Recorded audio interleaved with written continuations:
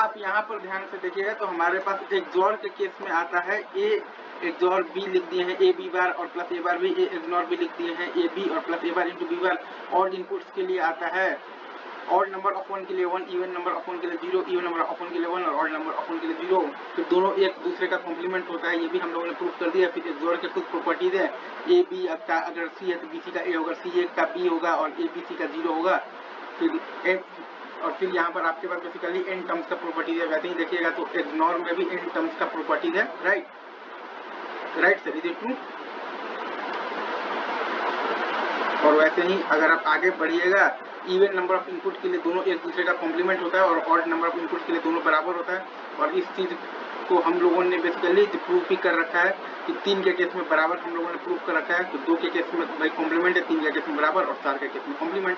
फिर यहाँ पर देखिएगा तो एक्सॉर आता है हमारे पास तो डिफरेंट तो 1 सेम तो 0 और इग्नोर आता है सेम तो 1 और डिफरेंट तो 0, राइट। और ये आपका आज का पूरा नोट्स है, दैट्स इट।